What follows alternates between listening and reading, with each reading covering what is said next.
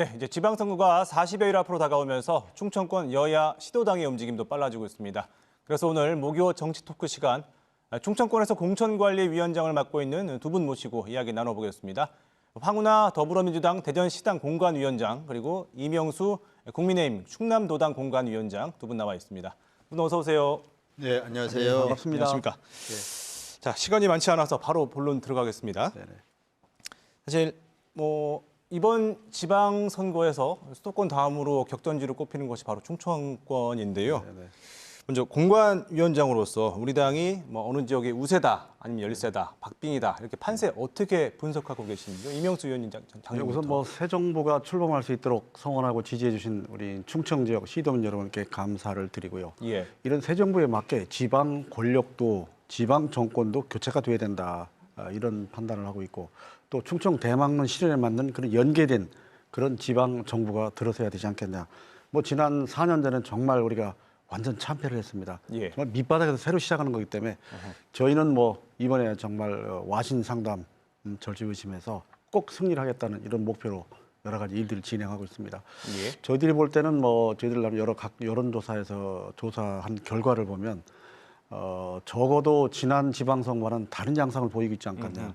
우리가 대체로 지역마다 차이는 있습니다만 예. 상대적 우세한 분위기를 좀 보고 있습니다. 전체적으로 우세하다. 네, 대체로. 예, 그렇습니다. 알겠습니다. 자, 사실 이 판세는 이게 민주당의 후보도 좀 나와야지 정확하게 그렇죠. 분석이 가능한데 일단 민주당은 25일쯤 발표가 되죠? 맞습니다. 네. 예. 자, 민주당은 그 충청권 판세 어떻게 분석하고 계십니까? 지금 말씀하신 것처럼 우리 민주당의 후보가 아직 안 정해져서 예. 그래서 대진표가 안 나온 상황이어가지고 판세를 말씀드리기에는 조금 이른 감은 있습니다. 예. 그렇지만 우리 지난 이제 2018년 지방선거에서 우리 대전 시민들 또 충청 도민들께서 우리 민주당에 과분한 사랑을 보내주셨는데 그 과분한 사랑을 토대로 우리 단체장들께서 또 기초광역위원들께서 많은 성과를 냈다고 생각합니다. 그래서 이 선거가 이번 지방선거가 대통령 취임 후 20일 만에 치러지는 선거여서 예.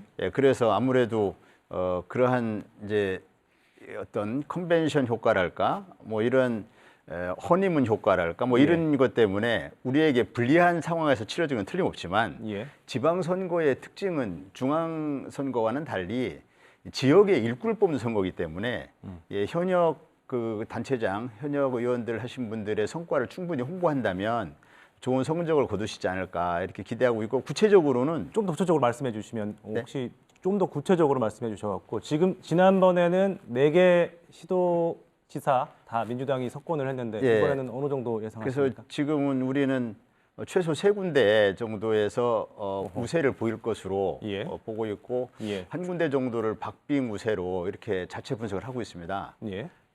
대전과 세종에서 좀 우세를 보일 것으로 또 충남도 현재 경선이 진행 중이긴 하지만 예. 현역 그 단체장이 있는 만큼 그 현역 단체장의 프리미엄을 활용한다면 예. 충분히 승산이 있지 않을까 이렇게 생각하고 있습니다. 예. 사실 지금 4곳 중에 3곳을 민주당이 좀 우세하다라고 판단을 하셨는데 이명수 의원님은 구체적으로 아까 말씀한 대로 예. 저희는 이미 대진표가 됐고요. 예. 민주당은 아직 지금 경선이 진행 중인데 대체로 어떤 분이 나올 것인가는 다 예측 가능한 상태입니다.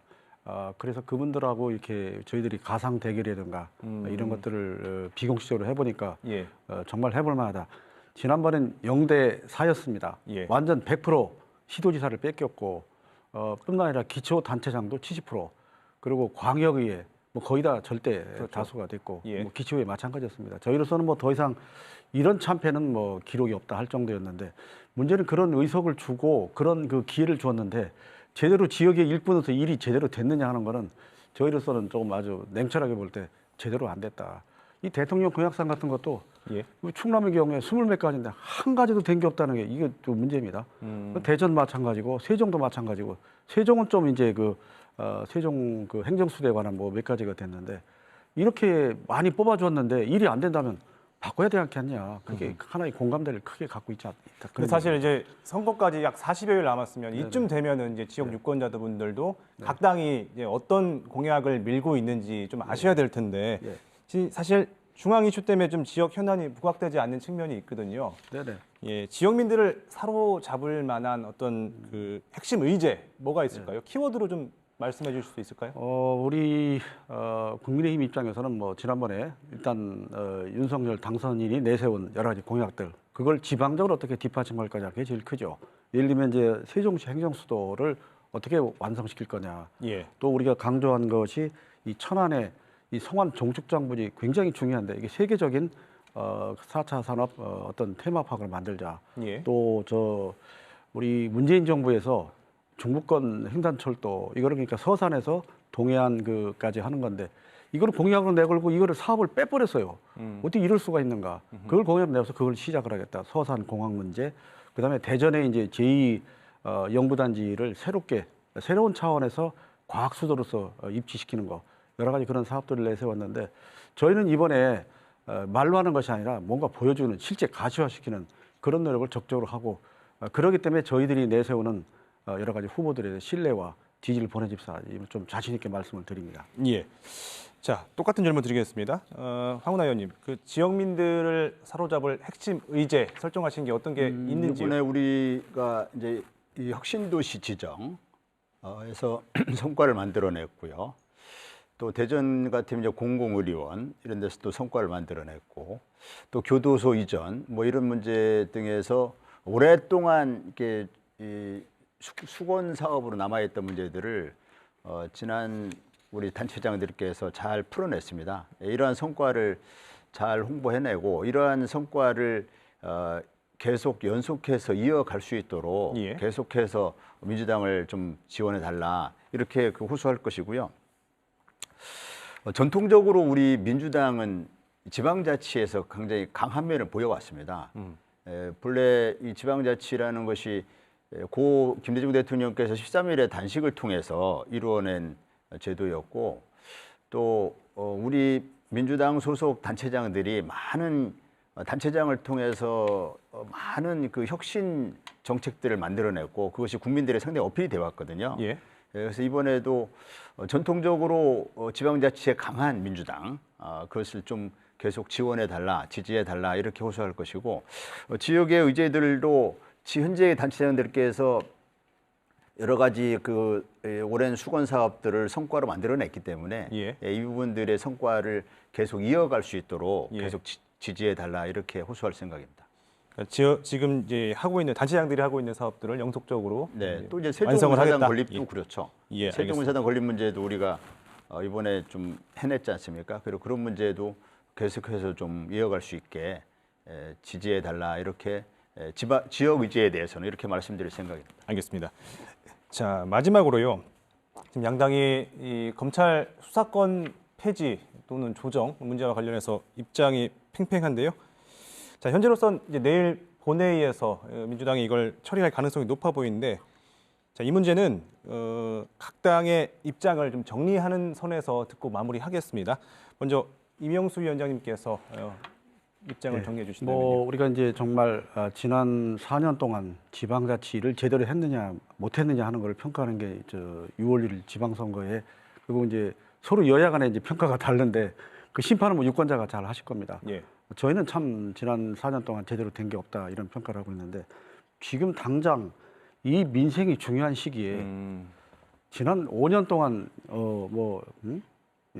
검찰개혁 추진했지 않습니까? 또 지금 정권이 이양되는 시기예요. 또 안보나 여러 가지 새 정부와 관련한 일들이 굉장히 중요한 시기인데 이걸 이렇게 밀어붙이기 좋아하는가? 정말 저희로서 뭐 여야가 함께 협치한다고 했는데 그런 분위기도 정부 이양계와 관련해서 찬물을 끼얹는 거고. 정말 여야를 떠나 국민 입장에서 과연 이게 그렇게 중요한 건가?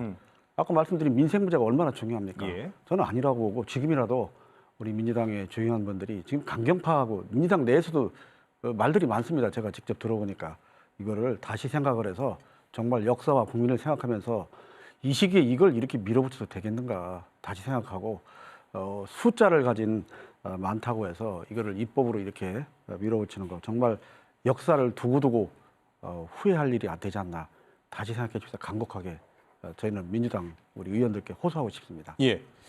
자, 이 시기에 이걸 처리하는 게 맞느냐라고 말씀을 하셨는데 황 의원님께서는 마침 또 검찰 개혁에 또 선두에 서 계십니다. 어떤 입장이신지요? 수사하는 사람이 기소하면 안 된다. 기소하는 사람이 재판하면 안 된다. 이거는 너무 상식이고요. 민주주의의 기본 원칙입니다.